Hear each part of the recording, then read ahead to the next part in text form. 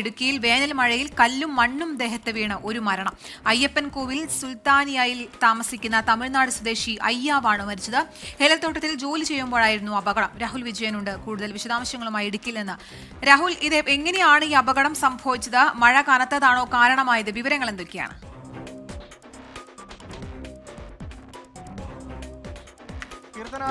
ഇടുക്കിയിൽ പരക്കെ വേനൽ മഴ ശക്തമായി തന്നെ പെയ്യുകയാണ്. പല സ്ഥലത്തും നാശനഷ്ടങ്ങൾ റിപ്പോർട്ട് ചെയ്യപ്പെട്ടിട്ടുണ്ട്. അതിനിടയിലാണ് സങ്കടകരമായ ഒരു കാര്യം കൂടി, ഒരു മരണം സംഭവിച്ചിരിക്കുന്നു എന്നുള്ള ഏറ്റവും സങ്കടകരമായ ഒരു കാര്യം കൂടി പറയേണ്ടി വരുന്നത്.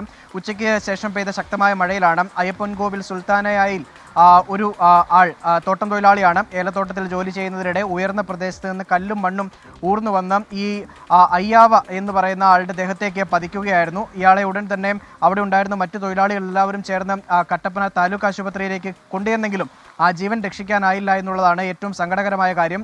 ഇടുക്കിയിൽ പൊതുവെ എല്ലായിടത്തും തന്നെ മഴ ശക്തമായി തന്നെ തുടരുന്നു എന്നുള്ളതാണ് ഏറ്റവും പ്രധാനപ്പെട്ട കാര്യം. ഇന്ന് ഉച്ചയോടുകൂടി ഇടിമിന്നലിൽ ഒരു വീട് നെടുങ്കണ്ടത്ത് തകരുന്നൊരു സ്ഥിതിവിശേഷം ഉണ്ടായിരുന്നു. വീട്ടിലുണ്ടായിരുന്ന ആളുകൾ തലനാരിഴയ്ക്കാണ്ട് രക്ഷപ്പെട്ടത്. മാത്രമല്ല പലയിടങ്ങളിലും മരം ഉൾപ്പെടെ ഒടിഞ്ഞു വീണുള്ള നാശനഷ്ടങ്ങളും ഉണ്ടായിട്ടുണ്ട് എന്നുള്ളതാണ് ഇതിനോടൊപ്പം കൂട്ടിച്ചേർക്കാനുള്ളത്.